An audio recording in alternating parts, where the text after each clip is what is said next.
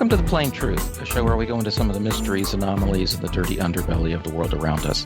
I'm your host, Paul, and joining us this week, we have the Saker, a well-known writer on, I guess you would say, geostrategic matters, but especially from a Russian perspective.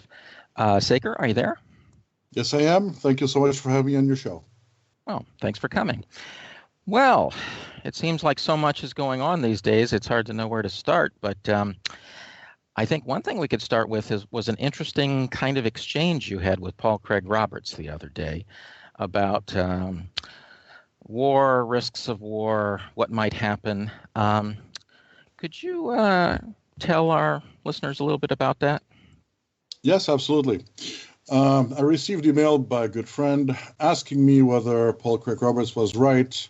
He wrote an article recently called "One Day Tomorrow Won't Arrive," where he basically says that Russian weapon systems are superior to their American counterparts. My short reply was that he was basically correct, though that kind of things needs to be looked at, it's a scenario-specific issue. Weapon systems can be considered, in a vacuum. Basically, I said, yes, he's right. The U.S. has a huge advantage in quantity, and I believe that Russia already has advantage in quality. And I basically then had the idea of taking the time of a longer explanation, and I wrote an article for the News Review where I discussed precisely that. And I gave examples of why I think the state of affairs occurred, and why I do not think the U.S. Military forces right now are particularly useful for the United States, or for that matter, for the empire. Well, that's an interesting thought. Perhaps that would explain why the U.S. hasn't really been getting its way in Syria and possibly the Ukraine, right? Well, the Ukraine, I don't think there's a potential military dimension here. But in Syria, yes, and of course in the DPRK and Iran, which President Trump has very openly threatened. You remember he spoke, I think, of a formidable armada going towards North Korea. And the North Koreans replied by firing a couple of missiles on the 4th of July. Clearly, showing that they're not impressed. And I think that is an extremely important development. The fact that the kind of countries that the United States is in conflict now are not countries that I believe the United States can militarily successfully engage and defeat. Well, okay. First question, though, is what is our definition of victory? I mean, maybe you don't need to defeat Iran. You just want to weaken them and slow them down a few years in their industrialization, right? You're absolutely correct. I always insist on that war has to have a political purpose. So if the purpose is to push back Iran by X number of years in terms of social, economic terms, to make an example, to hurt the Iranian society, to punish the Iranians for not voting right, yes, the United States can inflict tremendous damage upon Iran, no doubt about it. But you have to look at the consequences of inflicting that kind of damage. I think the consequences are very seriously, because Iran has many asymmetrical options to retaliate, including, CENTCOM is all around Iran, but you can see there are also targets for the Iranians to engage. They can engage them in Afghanistan, in Pakistan, in Saudi Arabia. There's the issue of the Gulf. I mean, it would be such an action by the United States would result in an extremely unmanageable situation, which I don't think, at the end of the day, it would be seen that USA prevailed against Iran. I think it would be the other way around. For one thing, they have much bigger staying power. Let's say there was a conflict between the United States and Iran. How long can the U.S. sustain a conflict? The Iranians, if need be, they'll be there in there for years. That's how they would think about it. So over, a conflict taking years, the situation would degrade very rapidly. This is not the kind of war the United States likes to fight. They like quick wars with a short end and, overwhelming force to crush an opponent. And that's absolutely not happening in Iran. I don't think the political system has any risk of being overthrown in case of an attack. I think it would only get stronger, actually. I don't think the Iranian society would blog. I think Iran would actually survive. It would be terrible, but I think the Iranians would prevail. And if they prevail, then who's lost? Yeah, good point. What do you think people like Netanyahu are actually hoping for? What do you think the hawks want? Now that's the question. Look, we saw the Israelis in action in 2006 when they tried to, well, they did invade Lebanon during what's been known since the divine victory of Hezbollah against the Israelis. If you look, I mean, it was absolutely clear that they could not win this, that they could not achieve their objectives. Yet they did it. This is really interesting to think. I think that that war is actually a prototype of what a war between the US and Iran would look like.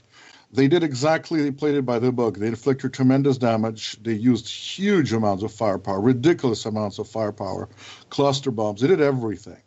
And in a way, you could say that they destroyed what they wanted to destroy.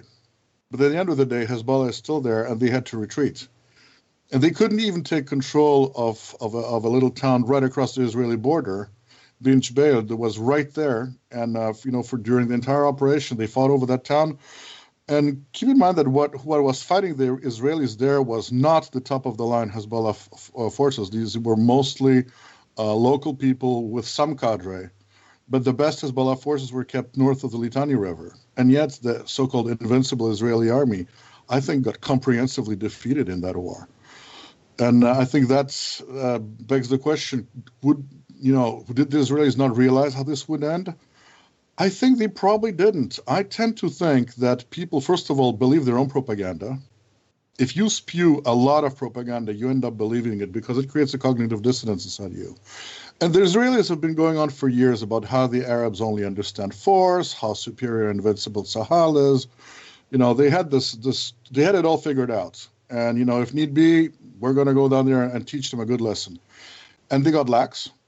And the lesson went the other way around. And I'm very much afraid that we could see the United States committing basically the same mistake, believing in its own invincibility, its own rhetoric, its own arrogance and hubris brings you to sometimes overlook that the guy that you're threatening has somewhat changed. That there's a different generation of, for instance, Arab fighters.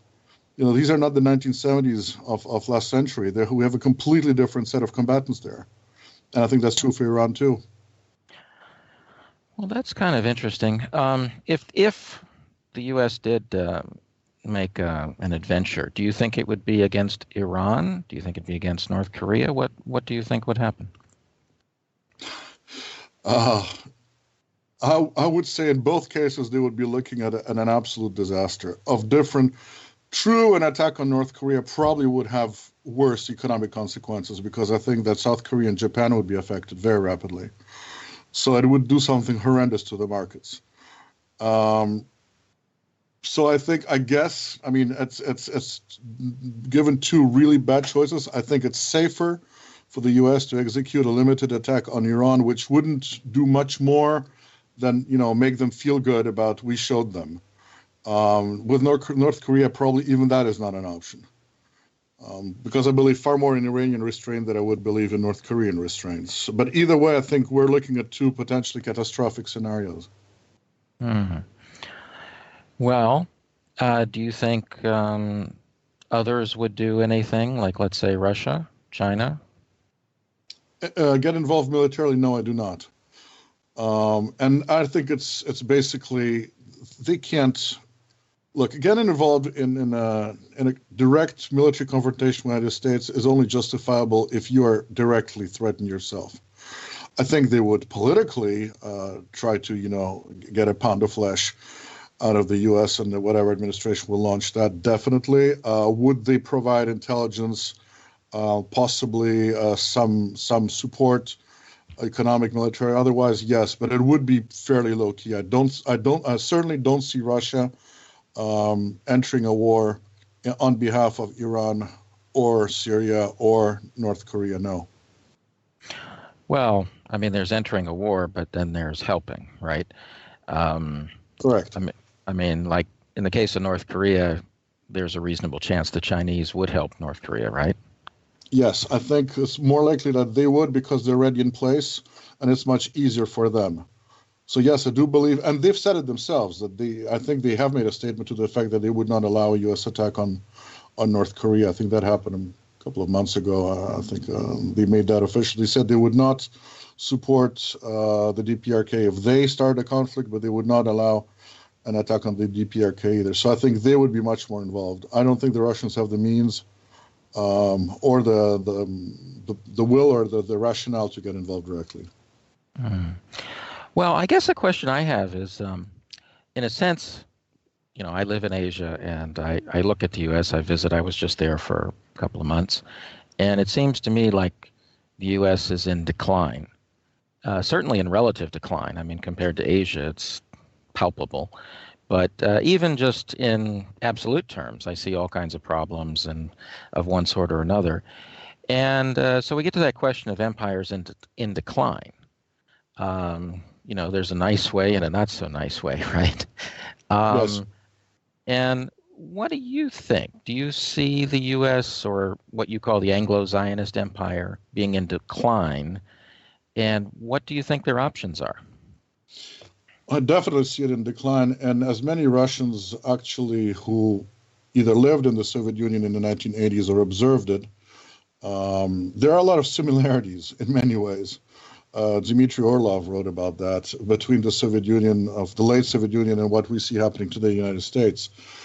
The options, well, I think Trump was an option that is not going to happen. My hope was basically that Trump represented Americans who were willing to sacrifice the empire in order to protect the United States. And I saw Hillary as being the opposite group, as the group behind her I see as people who are willing to sacrifice their own country for the sake of the empire. And I think that there was and in theory there still is, though I don't see anybody trying to, when I see how rapidly Trump's intentions were crushed. I mean, they got rid of Flynn within 30 days. I don't see anybody trying that again, unfortunately. But the fundamental notion of making America great by trying to prioritize the needs of the United States as a country, and if that means, using the residual power of the empire, which the United States is still a formidable superpower, the power could be used right now to basically negotiate a drawdown, trying to negotiate with the Russians and the Chinese and everybody else pretty much out there, ideal deals for the United States that would, basically start seriously collaborating on a number of issues. I think the Russians would have been open to collaboration in Syria, for example. I think they still are and willing to collaborate in North Korea. I think the Iranians would have been available to collaborate also. I mean, I don't think most countries out there that the U.S. describes as being, rogue states led by madmen are either rogue or led by madmen. They're led by people who much rather have a deal with the United States. It has to be a reasonable deal. It has to be a compromise deal.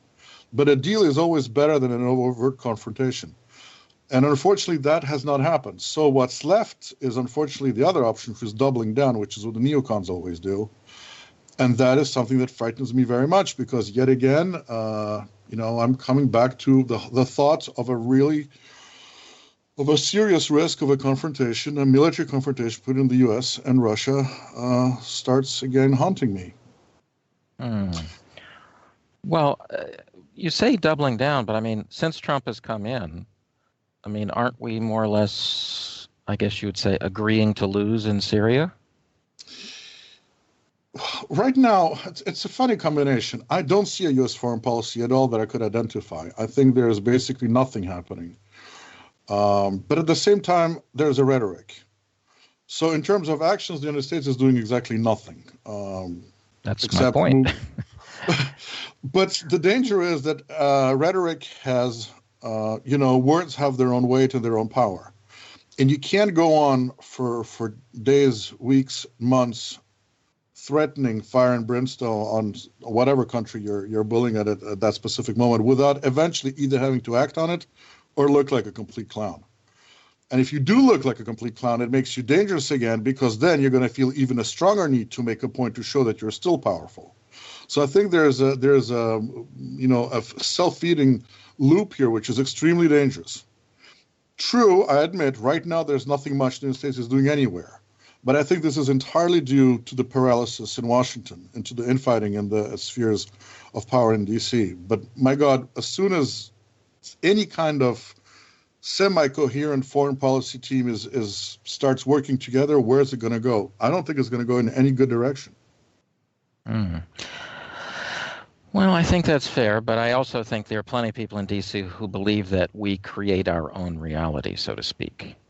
And, this reality distortion field. And having a reality show president certainly,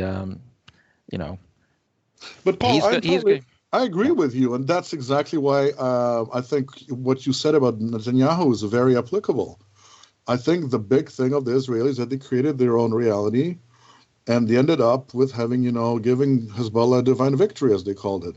And I think this is, but Israel is a tiny country. If it's Israel doing that, it's bad. But if it's a superpower like the United States behaving like Israel does, now that's truly scary, because the consequences would be immense, very fast. It wouldn't be limited, to southern Lebanon or even all of Lebanon. Sure, but Saker, I think that there's another way of looking at it, which is, America's always been a bit of a, shall we say, huckster country. Hollywood and circuses and all that. And we've got that kind of person as a president. And these people believe in negotiations, right? In other words, we offer this, we'll take that. I mean, it's all, in a sense, show to try to get something out of it. In other words, with North Korea, hey, China, what will you give us? Right? Or South Korea, we want to sell some more. You know what I mean? I, in other words, I see a kind of base materialistic side to this too. Well, first of all, if I think back and remember the Cold War, I think there were a lot of American diplomats and officers who were extremely responsible and acutely aware of the fact that being a nuclear power places tremendous obligation upon you not to go down a path which is going to spiral out of control and end up into something that you don't want to happen. I think both the Soviets and the Americans during the Cold War, for all their rhetoric, they were solid professionals on both sides who did try very hard to avoid irresponsible actions or irresponsible rhetoric. This is something that I see totally missing today. I don't see the United States behaving in a responsible way, and I find the rhetoric completely irresponsible. Now, in terms of negotiations, it's funny that you would say that, because I think of the times of James Baker, who was an accomplished diplomat and who was very much capable of negotiations. Today, what is really the function of the State Department? Essentially delivering ultimatums or condescendingly appraise and, hand out grades. You've been a good boy and you've been a bad boy to the rest of the planet. I don't see any functional U.S. diplomacy anymore. When is the last time the USA negotiated anything meaningful? I'm sorry to say, I'm really not a fan of Barack Obama. Truly not. But his deal with Iran was at least negotiated. It was actually a reasonable outcome. And look, the first thing that Trump does is says, I want out of it. This is scary. This is not negotiation. This is hubris, arrogance, and, total irresponsibility. If you manage a kindergarten, you can behave that way. But when you're a nuclear superpower with, force projection all over the planet, I think it's reckless. Oh, I agree with you. I'm just trying to give some of the background. I think the other background is foreign affairs. I mean, the State Department and other things kind of collapsed at some point. I would say in the second Bush administration, everything collapsed. And yes. I mean, there's no comparison. In other words, the United States let's say, 1998, and let's say post-2004 are really totally different animals. Yes, absolutely. Because the State Department totally collapsed. The foreign affairs branches within things like the CIA became more, I don't know if off the deep end is the word, but not what they used to be. Not serious. Okay. Yes, absolutely. Not like James Baker. Whatever you think of that guy, and exactly. You can imagine that he was competent and did work things out. But I was just trying to explain the circumstances, though, that let's say Trump comes in and he's got this broken system, and You remember that article by Leslie Gelb, the former head of the CFR? Do you? Which article? Remind me of that.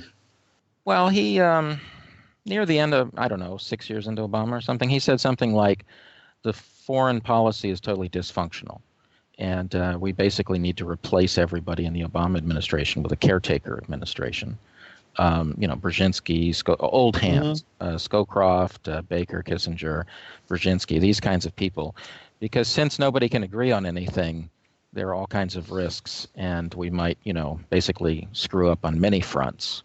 And it wasn't meant as an attack on Obama. It was that the elites in the United States were dysfunctional. That article kind of went down the memory hole. But Gelb was a very important person, head of the CFR at one point, and the top guy in the New York Times for a long time. So I thought that was very interesting that somebody would make such a point that, the infighting is that bad. And of course, Defense Secretary Gates quit, right? Yep. And all began under Obama, this infighting and the chaos. It began under him. I'm just, horrified to see that right back to that pattern, less than a year with the new administration. And it's right back to that kind of situation. But Saker, think about it, though. How did it happen? We had kind of a neocon coup d'etat of sorts. Yes. Under Bush number 2. I mean, they'd always been there and been powerful, but they broke it, so to speak. Yes. Right?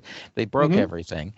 And again, not defending Obama in any sense, but I mean, to whatever extent he wanted to try different things, the neocons are not going to agree. Yes. Right? They're just going to pull a false flag if need be, chemical weapons that don't exist, or you know what I mean? They're going to do anything. They're going to. And so unless you're willing to, how can we put it, risk your children, to what extent are you willing to fight? And, yes, I agree. And it wasn't like there were clear policies. Well, I tell you what, let me give you my theory, okay? It's just speculation to get your view on it. But my theory is that maybe there's essentially a fight within elites over which parts of the world to withdraw from. And so, the U.S. is going to control, let's say, the Americas for the foreseeable future. But the issue would be Europe, the Middle East, and East Asia. And you can only pretty much have a serious presence in, let's say, 2 of the 3. So for now, and then eventually even less. Which one do you leave? Because there are massive financial and other interests at stake. Right? I mean, can you imagine the pro-Israel people giving up on the Middle East? Can you imagine the anti-Russian people giving up on Europe? We're out of Europe. And all the economic growth in Asia, East Asia in particular.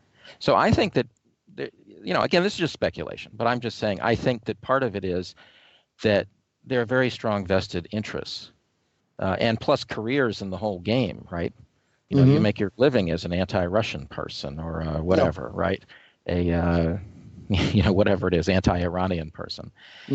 And they don't want to back down. They don't plan to back down. They're going to fight to the end, it looks like. But the U.S. doesn't have the resources. But what is amazing then is that if these people have the awareness that they can't hold on to it, the only choices they have is losing it cataclysmically and the worst possible conditions, or to get the best possible deal while withdrawing. Because I don't think it has to be a black and white. It's not like losing Latin America or losing the Middle East or losing Europe. That will happen as a consequence of doubling down and wanting to hold it all.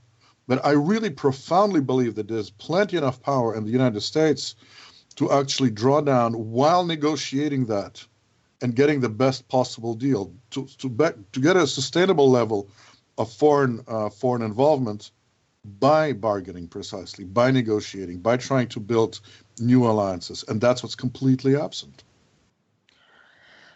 Well, you're just saying you think that there should be sanity.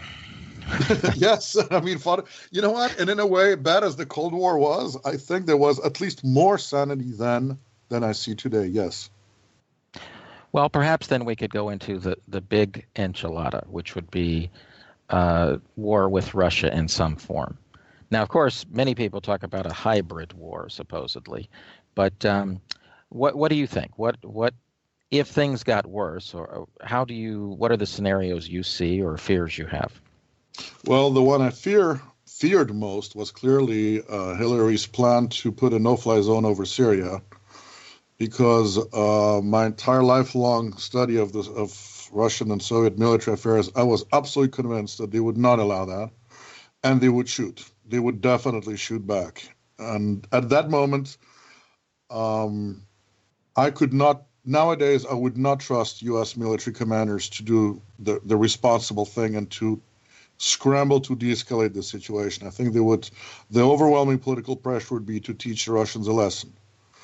And that lesson would probably come in form of an attack on the Russian task force in Syria, at which point there would be full-scale war. And full-scale war, the huge difference with the Cold War, for instance, that during the Cold War, the Soviets could only threaten the United States with nuclear strikes. Right now, Russia can threaten the United States with conventional strikes, which is an absolutely new development.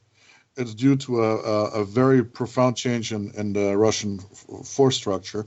Basically, by using cruise missiles of various kinds, they can, and even one specific type of ICBM, they can actually strike the United States, the mainland itself, with conventional weapons. And I think that very rapidly, if, say, the Russian task force in Syria was attacked, resupply and support would come from Russia. Therefore, Russia itself, the territory, would be targeted. At which point, I think it would come to a stunning surprise in the United States that the homeland itself here would actually be hit. I think it would have. Well, that's pretty grim. Okay, that was if Hillary had won and gone for the no-fly zone, which I assumed it would have been against the UN Security Council and so on and so forth. So it would have been pretty dramatic. What but about we know the United States has consistently violated. The United States has no need for international law right now, hence the presence in Syria to begin with, and including the bombings in Kosovo and everything else. I mean, again, the United States went Israeli. The Israelis have been disregarding international law completely for years. Yeah, and now the United States are doing it. It's kind of funny that it's funny. It's not funny. But it just strikes me that they're going Likud. The entire worldview and mindset is an Israeli one, and so international law doesn't apply.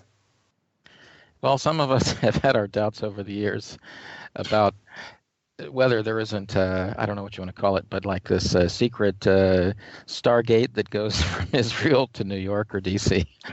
Because sometimes it seems like almost the same feelings and words and whatever come out of both sides.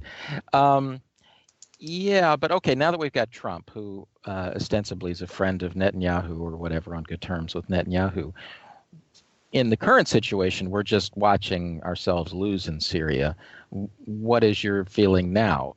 You just said that even if we decide to blow up some infrastructure in Iran, Russia's not going to directly get involved. So how do we get to this war with Russia from the current situation? We probably don't. That is something that I would see further down the line because of all the anti-Russian hysteria in the United States.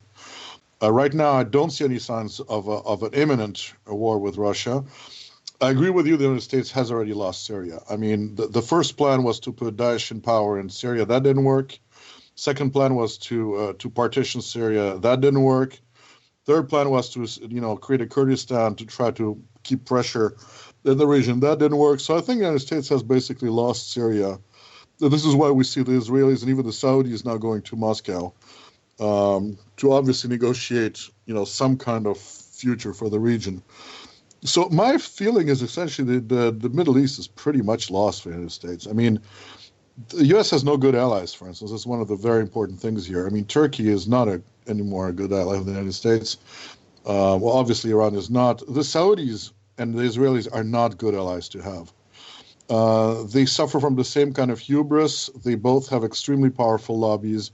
They both have what I think are poor militaries that are good at shooting civilians but not very good at fighting hard.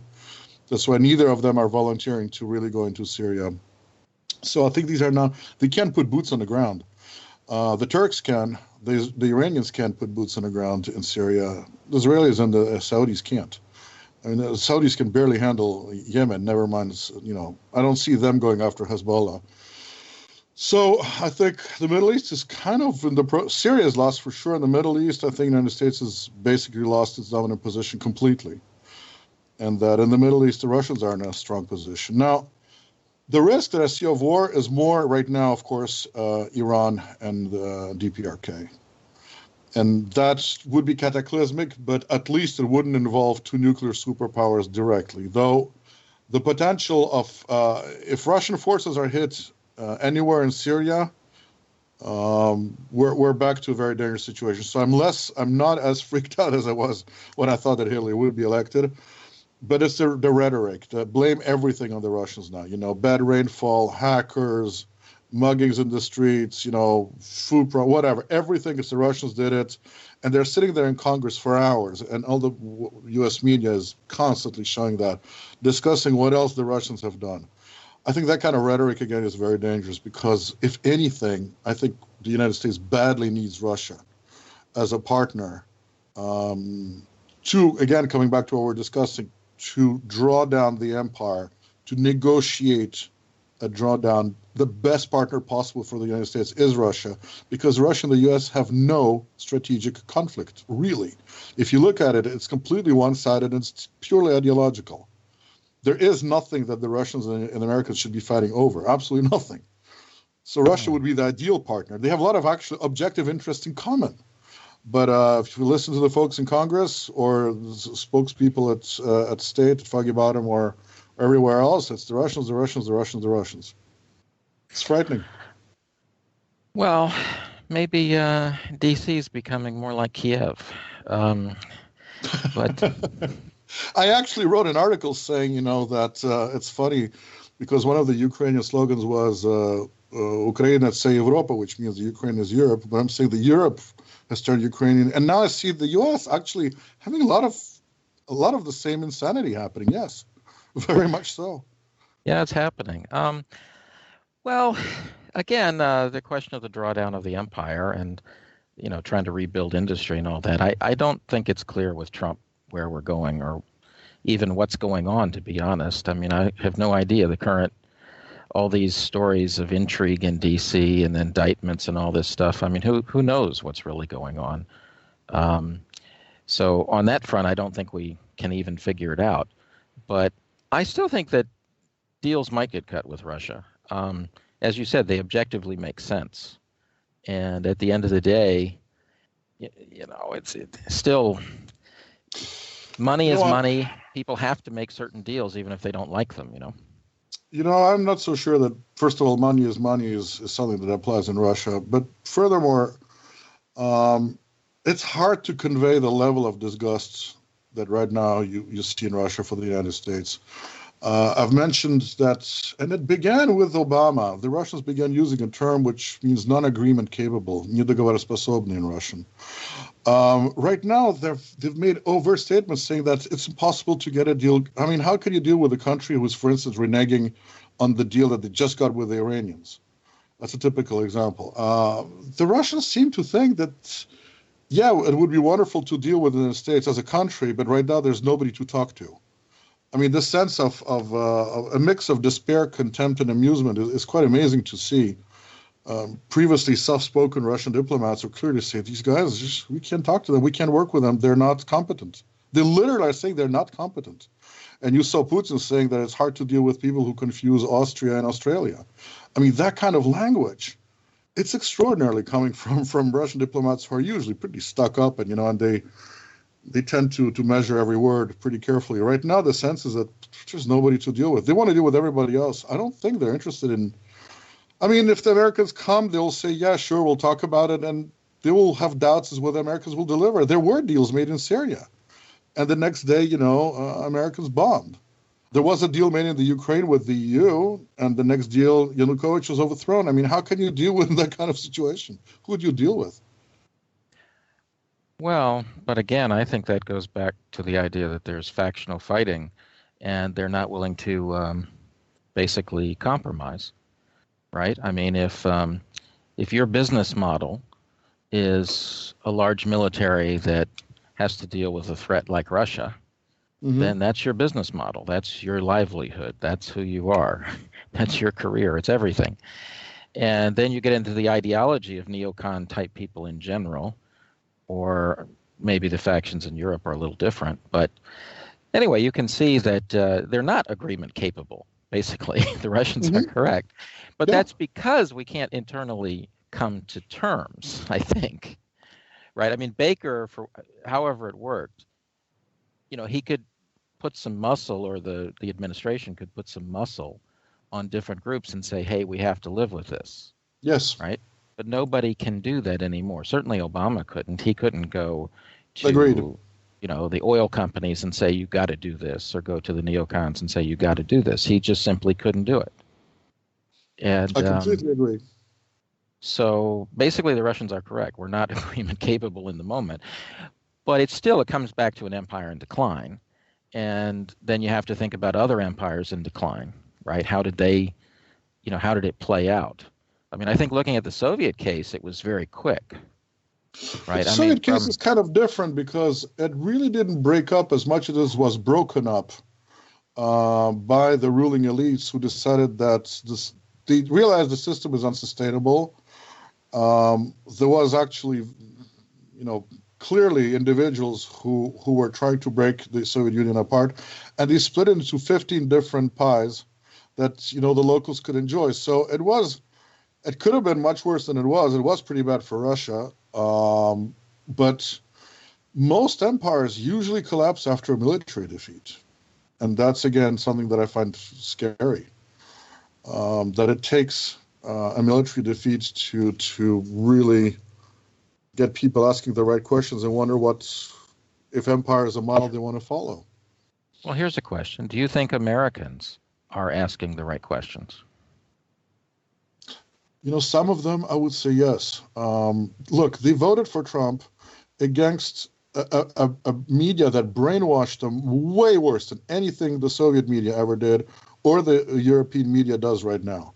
They still voted for a guy who was promising them what? Forget about what he did, but look at what he promised them. He did say he didn't want, this constant wars left and right. He wanted to change that pattern.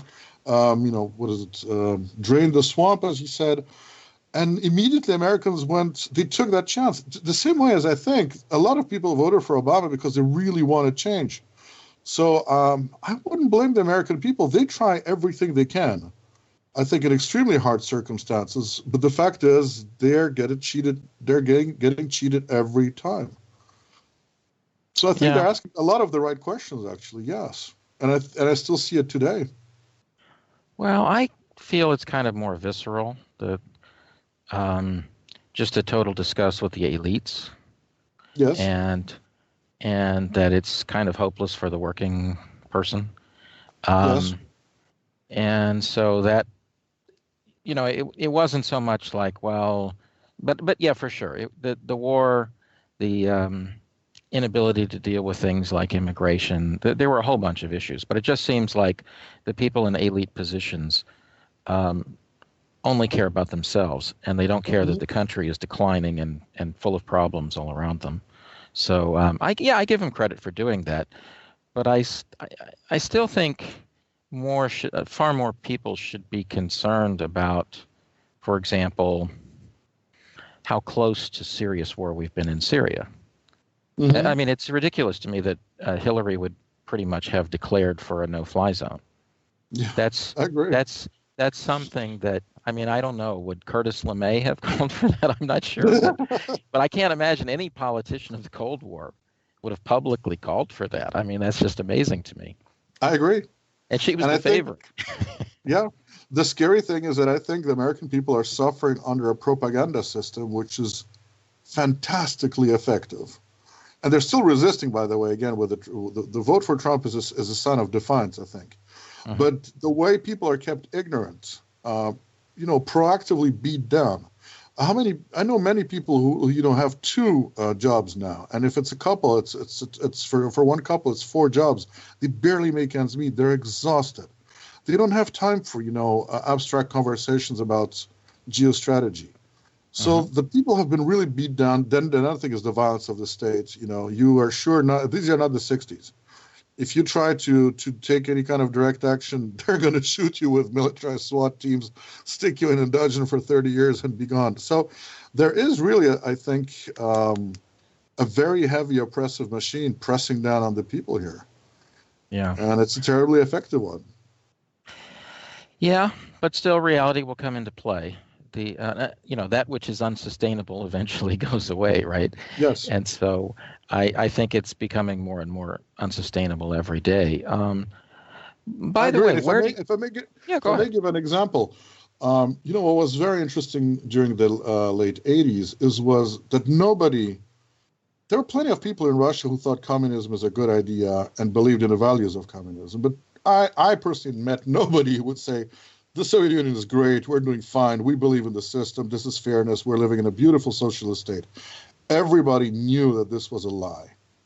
And I see the same thing here happening. Most Americans, I think, hold very dearly the values of American democracy, the Declaration of Independence, etc. But I really don't see people who go, we live in a democracy, this is great, our people, our representatives have our interest at stake. Everybody is disgusted with the federal government. That is something that I don't think even a dictatorship cannot subsist for that long without some consent of the ruled. And I see that consent being withdrawn very strongly here. And it strikes me how similar it is to the Soviet Union in the late 80s. Well, I feel the same way. And interestingly, back in the 80s, I didn't think the Soviet Union would last that long.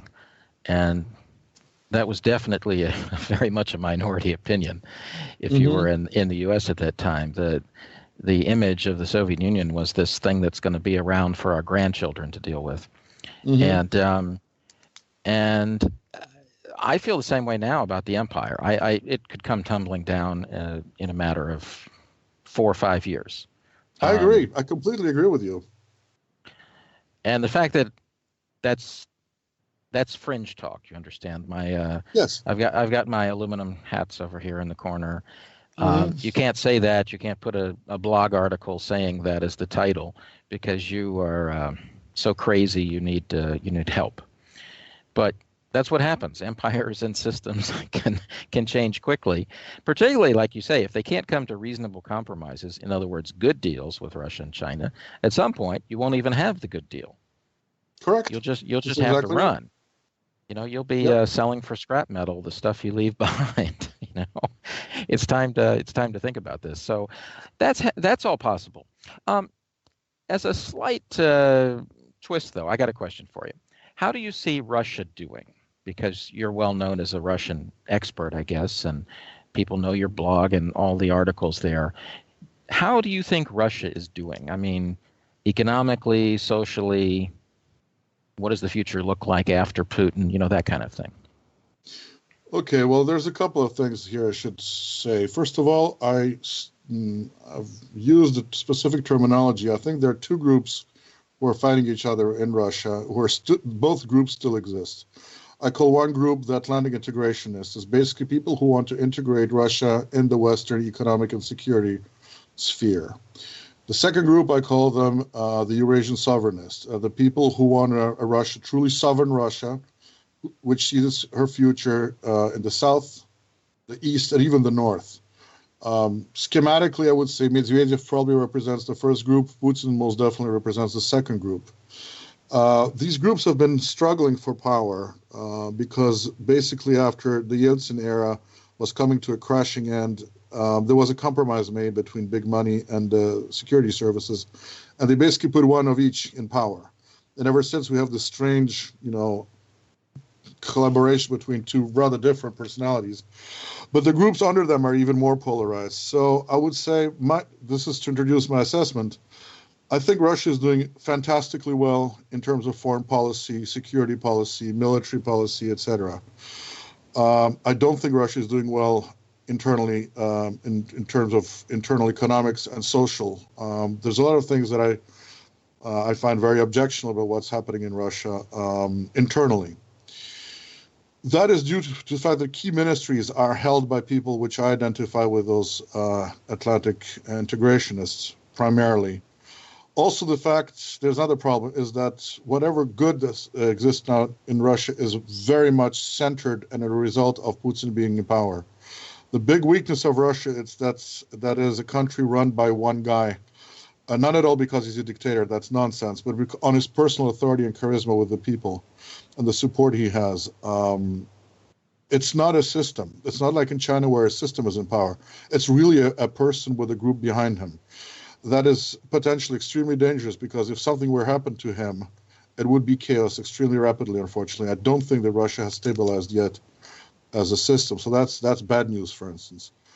Generally, Russia has a bad history of succession. It's one of the weaknesses of Russians. So it's a mixed bag. I certainly think that what has been achieved, say, between the moment Putin came to power and today, is nothing short of a miracle. I mean, this man did something fantastic. I was deeply skeptical of him, by the way, when he came to power. I'm not naturally inclined to like, people from the Foreign Intelligence Service of the KGB or things like that. But I have to say, over the years observing him, I think he's a deeply committed person.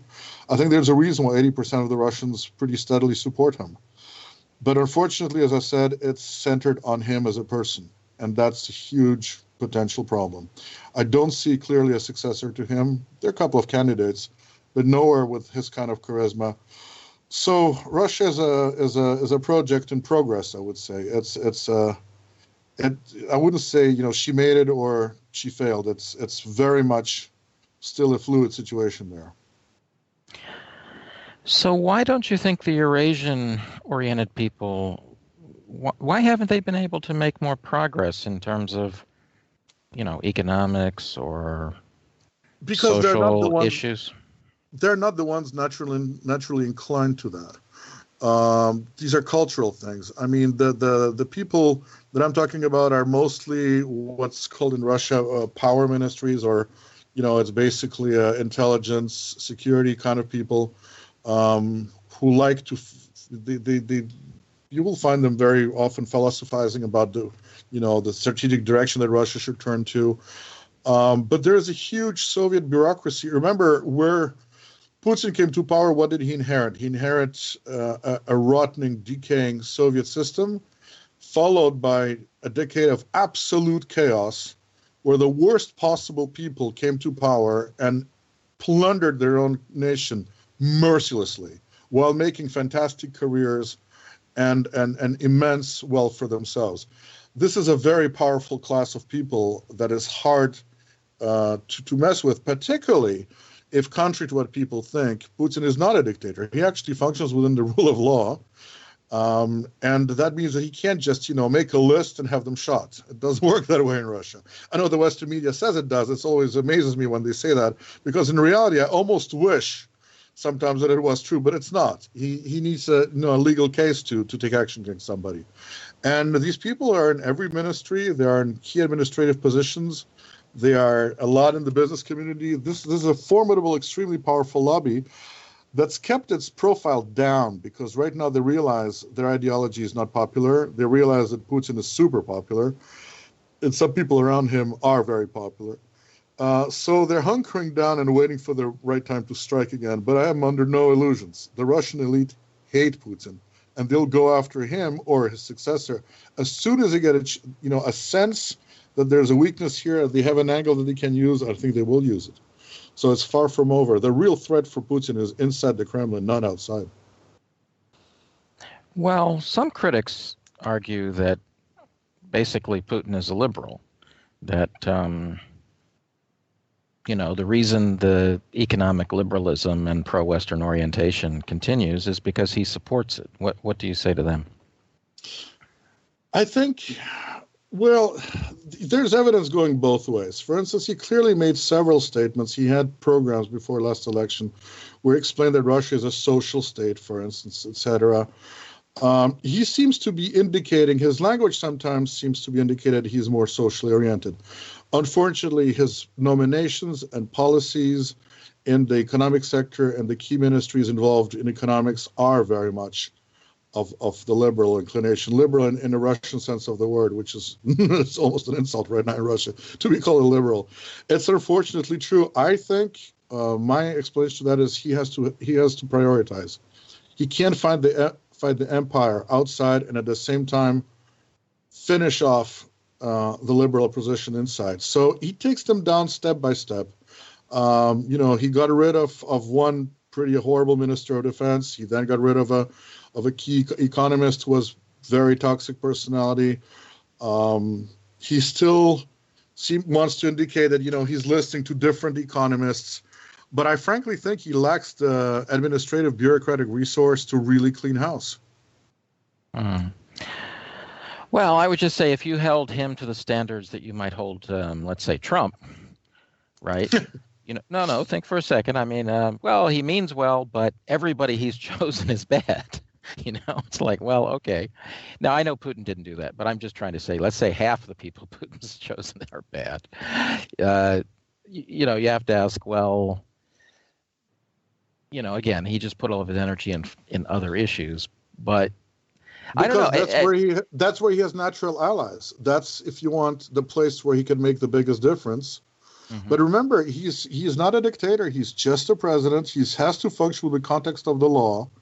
Mm-hmm. If he started, a Soviet-style crackdown, a purge, that wouldn't go well at all. I mean, the Russian society doesn't want to go back to dictatorship. The people are just not going to. No, I don't think that's going to happen either. So he has this difficult task of dealing with a state apparatus. It's not only people that he nominated; it's also people that he inherited. Mm-hmm. Entire administration structures. If you look at who's running the Russian, banks, etc. I think he's trying to chip at them regularly, and definitely the force correlation is getting better and better with every day. The liberals are getting weaker. You could call them the patriots are getting stronger, but it is a process. And Putin is generally a guy, if he was a chess player, he is much more of a Karpov than of a Kasparov. He is a slow motion, step by step, gradually using attrition, not, dramatic gestures and big attacks. It's not his personality. He never does that, unless cornered. Well, I guess I'm biased. I'm a big Karpov fan, so there we go. Okay.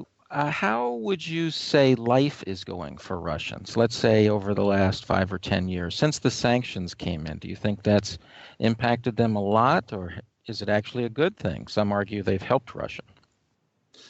Well, it's a mixed bag again. Certainly, it helped force Russia to do some reforms. For instance, in the agricultural sector, it takes 3 years before an investment comes back to you at a return. It's much easier to just sell raw materials. So it has forced a number of changes in the Russian economy. It's still doing well, particularly in big cities, but there's still a lot of poverty, a lot of it's not a wealthy country in the sense of Germany, as far as I can tell. I haven't been there for a long while now, but I have plenty of contacts. I can talk to people there. I don't think the sanctions played nearly as much of a role as I think bad economic policies inside the country, a lack of reform, corruption is still there, and of course the falling energy prices. But paradoxically, they're good for Russia because it forces Russia to change. So some sectors there are delighted. I've seen talk shows where the president speaks to people, and a lot of people say, do we really risk to have the sanctions removed? They're afraid of it because essentially it's a form of protectionism. And a country with a difficulty competing or developing industries or diversifying itself like Russia badly needs protectionist measures to be able to develop an economy capable of competing with full-grown economies. Mm-hmm. Well, that's the other side of it, right? I mean, joining the WTO may have been a mistake, right? Yes, I think it was. People argue about that, but I don't see how you can compete industrially. And if you're just a resource place, you are going to have a tough time in the long run maintaining your power.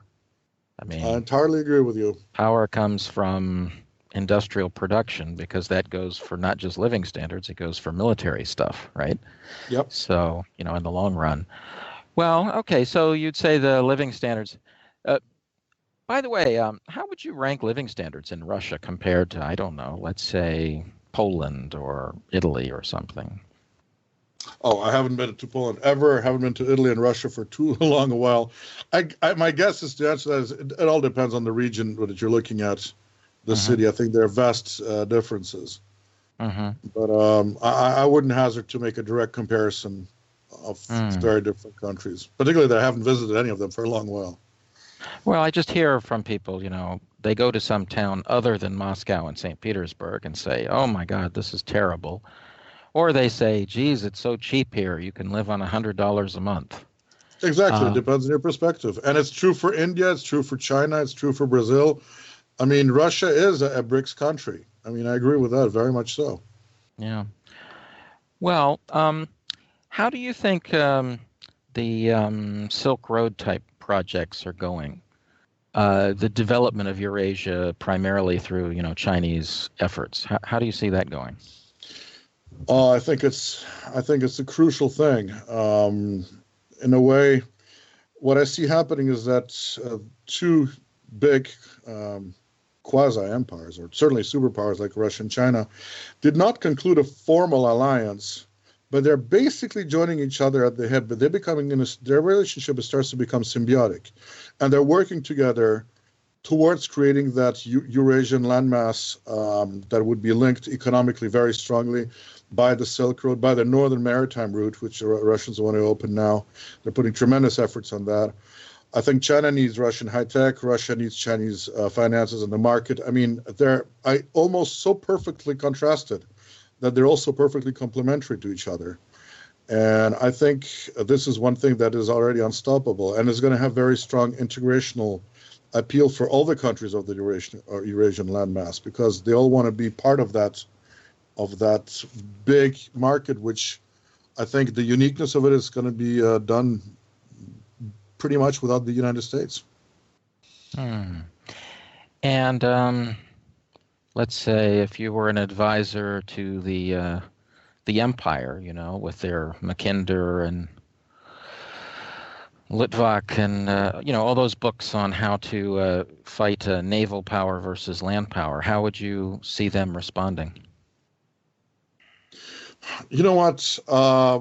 The naval, I recently wrote an article about that. You can think in 19th century terms about naval power as much as you want, but the reality is that the U.S. Navy is right now unable to accomplish its basic function, which is to threaten countries into submission. If the United States can't deal with the DPRK, I don't think any kind of theory about, rimland versus, oceans, etc., is applicable to what's taking place today in the Eurasian landmass. Well, I think it's not just the Navy, though. I think the U.S. can try to, destabilize Myanmar or something like that, right? I mean, there's more traditional destabilization. They've been doing it nonstop, and what? And what did it bring them? Nothing. I mean, really, for instance, if you look at the stans, the Uzbekistans, Tajikistan, etc., they come to realize that Uncle Sam can promise a lot, but Uncle Sam is far away. The Chinese and the Russians and the Kazakhs, by the way, are right there. And they can deliver when things get ugly, and they're far more reliable. I mean, look at the way the Russians stood up for Assad and the way, poor Muammar Gaddafi or Noriega or Saddam Hussein ended. If you're a strongman in one of the stans, I wouldn't put my money on Uncle Sam bailing me out. I mean, the only one who does that is Yanukovych. Poroshenko. That's about it. I don't think the shelf life of the subversion thing, it has worked with fantastic effectiveness for very many years, but I think it's losing its power, really. Particularly that the locals in the Eurasian landmass are very good. And, frankly, their security services are pretty superb right now. So it's much harder to deal with them than it was to deal with Panama or Venezuela under Chavez. Yeah, well, there are different issues. There's just distance and cultural history. I mean, Russia and the Central Asia go back for a long time. There's a lot of understanding of the mindset and the connections and things like the KGB, for that matter, or the Communist Party. Um, so yeah, I think that that's failing in the sense it's going to be up to economics. Does hauling over massive, trains, is this cheap enough, right? If you need to get stuff from China to Germany, are you better off using boats or better off using trains? That's kind of an open question there. Well, But if boats are better, then I would recommend the northern route. It's much faster and cheaper, and that's one that's controlled by Russia. well, that may be what happens. I mean, well, we're going to see. We'll see how it plays out. But clearly, I think a lot of these actions by the U.S. are just delaying measures.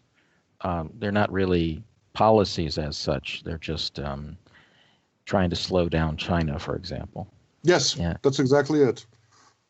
makes sense. But I mean, it only makes sense in terms of what do you do then? And it doesn't look like DC is able to come to any kind of clear policies as to like how do you deal with the new world. So what are some of the other changes that you see coming on the horizon in the next few years then? I mean, setting aside war, what do you think Russia's view towards, let's say, the EU or Europe? I mean, what are they trying to do, or what are they expecting to do, do you think? I think the Russians view the EU as a very nice place to spend holidays, as a wonderful market to buy things from, hopefully sell something to it. They certainly would like the EU to abandon the anti-Russian rhetoric and to get some kind of collaboration going, which is only natural considering geography. But at the same time, I think that in political and ethical terms, the EU has disgraced itself to such a degree that basically the West has lost any kind of political credibility as a society that should be emulated, or they look at Conchita Wurst, or the U.S. policy on the Ukraine, or the statements of the U.S. ambassador in Kiev, and they just have a sense of absolutely total, utter disgust. So I think they're looking for different partners. And a lot of Russian history, at least for the past, well, I would say fairly 300 years, Russia has been completely fixated on the West. If you look at the rules of Russia, they're looking west, west, west, west, west. With different perspectives maybe, but it was the important thing was the West. I think this is changing right now fundamentally. I think the Russians are looking south, they're looking east, and they're looking north. I don't see they see much of a future for themselves in the West. The big topic that I see it's hard to hazard a guess, several years ahead, but I do think that the absolute mess in the Ukraine will have to be dealt with by an international effort. Not only don't the Russians want to, occupy or any of that stuff, the Ukraine, they can't afford it. They can barely afford Crimea. It's already expensive enough for them. I think they'll probably have to foot most of the bill for the Donbass, which is very difficult for a comparatively small economy to do.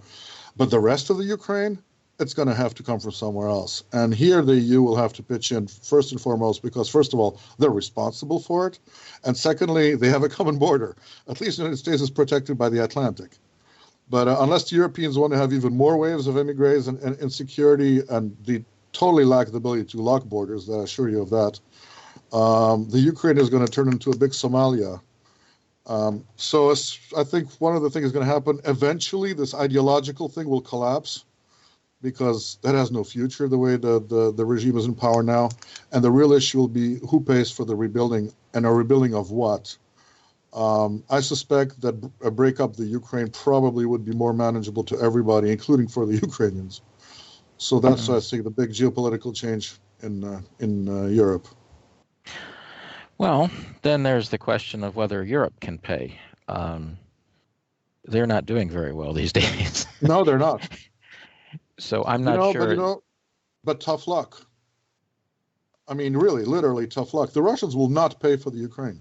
They're not going to take it back. They can't afford it. They don't want it. They don't need it. And they're unwanted in big chunks of the Ukraine, and they know that. So I think we might have a paradoxical situation where the Europeans are going to beg the Russians to go west, and the Russians are going to go, can't afford it. Sorry, your problem.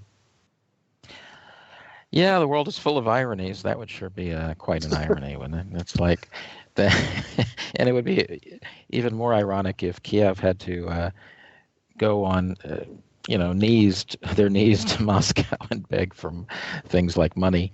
Yeah, but they Um, wouldn't get it. They wouldn't get it. The kind of we're talking about, that's not happening again. I'm absolutely sure of that. I don't see that happening again.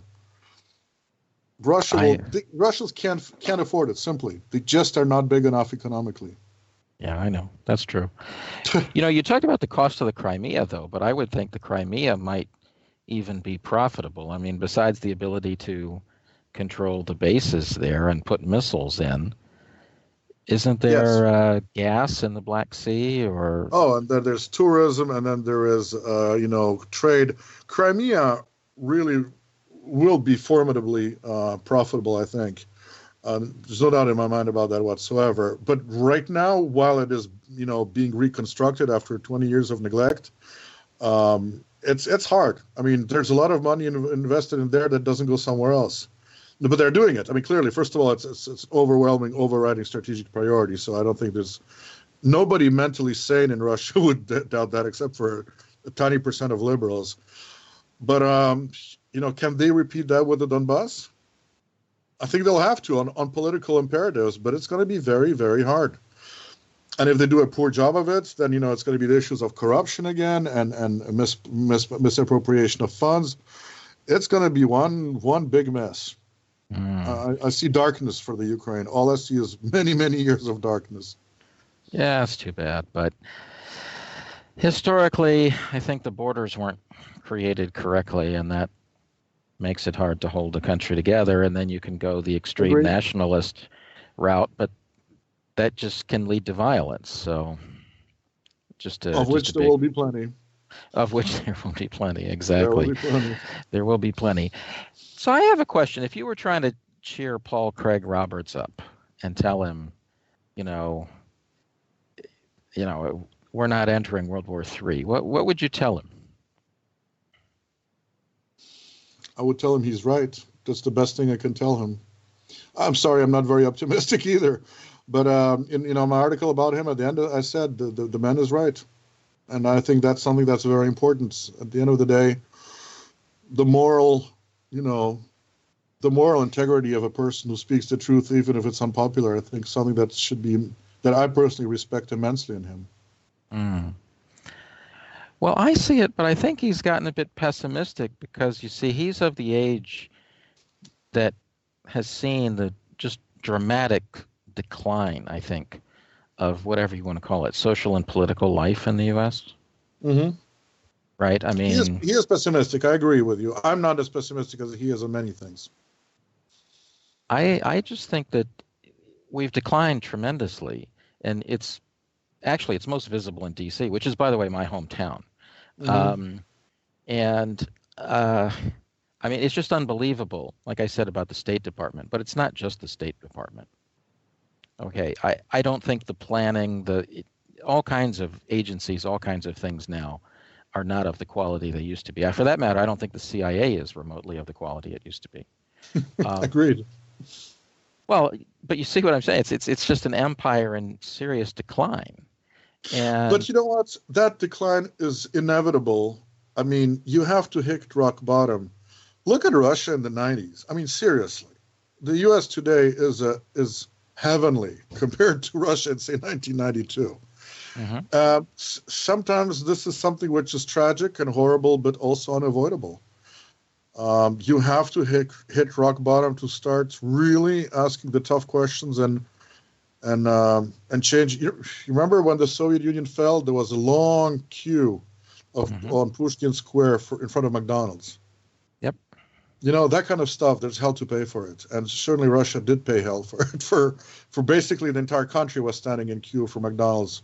That's what I saw there by 1991. I mean, there were very few people who didn't see it that way. Everybody else was really that kind of attitude. Well, then it took 10 years of horror to turn the people around. But nations survive that. That's the one thing that's important. I would never, sometimes I get really sad letters from particularly American veterans always begin with, I'm an American patriot, but, and then after the but, you hear all the sad stuff. I always say, don't lose hope. Don't emigrate. Don't give up on your country. It's undergoing a terrible, frightening process, yes, but it's not hopeless. The country is full of resources, full of brilliant people. It will rebound. I have no doubt about it whatsoever. Yeah, I think so. And then also, even just on kind of like mundane terms, people complain about how it's turned into a very regimented society. Um, well, in some ways that's true, but I mean, take a trip to, England or Australia, Mm-hmm. right? They're, they're man, you see like militarized police all over the place, right? Yeah. So I'm not sure that even on some of the bad points, I'm not sure if it's as bad as some people say. But the bigger point is that it can turn around, but it's going to take a shock. And, we were hoping, like a lot of people, we were hoping that Obama or Trump would be the nice way, right? Yes. Yes. But maybe it's going to have to be like, Britain losing the empire or something. Maybe it's going to have to be a tough way. What is certain is, using a Marxist category, there is a class hmm that runs this country that needs to be kicked out of power. Now, how it's done, by the ballot or by the bullet, that's history's going to show.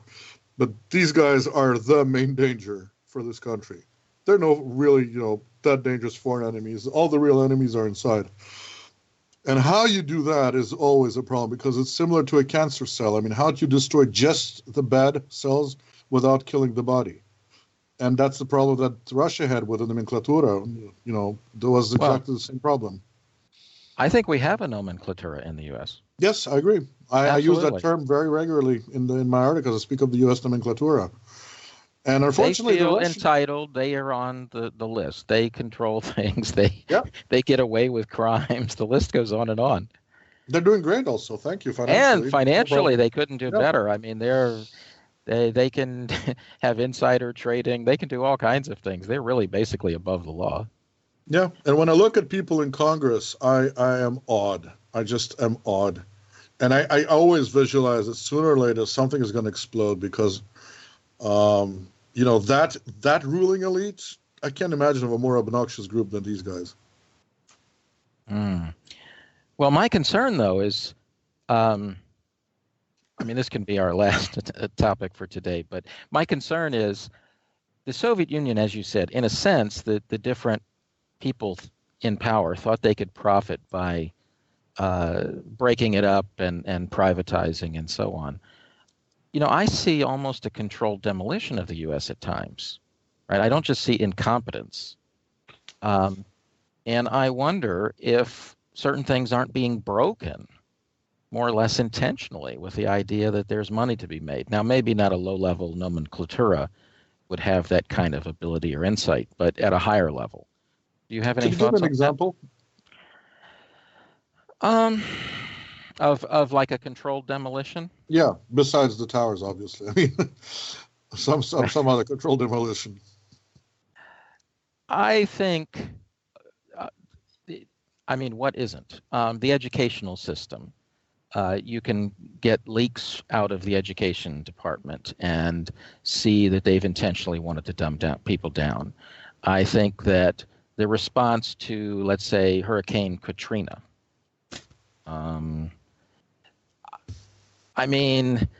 We get into other ideas like disaster capitalism, as a profit Yeah. for different groups. But it's almost across the board. I get this feeling like, I want to believe certain things are incompetence, but sometimes I have my doubts. And certainly it doesn't help when you got people like Bush there and you got things like 9/11. So it's like when something like Katrina comes along, it's like, well, these are the 9/11 people. So, I mean, but as far as examples, it's just almost across the board. So many things. Okay, here's an obvious example.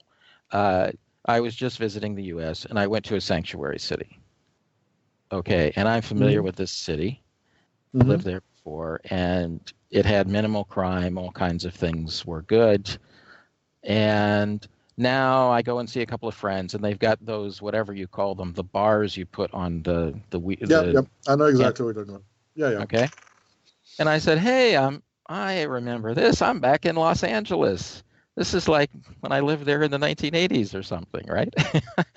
It's like, so everywhere, look, you couldn't allowing violent immigrants to come and stay as a policy and not helping the immigration authorities. Come on, that's intentional. Okay. This is like a friend had a black friend's uncle lived in a neighborhood that they intentionally allowed drug dealing in the 1980s, and the cops would not cross the street to go into that neighborhood. And so, of course, eventually it drove everybody out, and it was just redeveloped for 5 cents on the dollar. Everybody lost their house. That was a controlled demolition, as I saw it. Yep, understand. Well, I would say this. First of all, by instinct, if my choice is conspiracy or stupidity, I usually go with stupidity as an explanation. But I might be wrong, and there's some good conspiracies out there. We know that. So I would also say, again, thinking the Soviet example, ideology makes people do really stupid things on purely ideological grounds, totally detached from any kind of real-world consequences.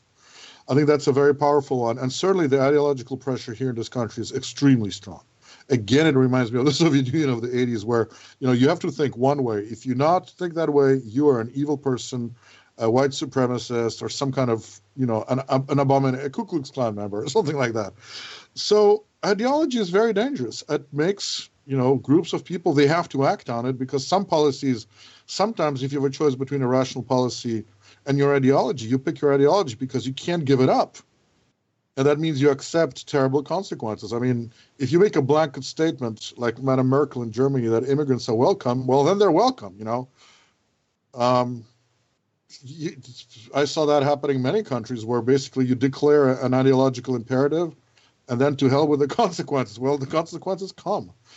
Now, true, if you're in the top 1% or more accurately 0.01%, you don't face them as badly as the people that you've just backstabbed by engaging in reckless policies. But do you really care? You're still going to act next time on the ideology because you're still a millionaire. So you're doing fine. Yeah. Well, it's Doesn't also hard require to a conspiracy. separate these issues. Yeah. Collusion. I think collusion more than conspiracy is what I see. But there are conspiracies out there. I agree with you. Just that they're hard to do.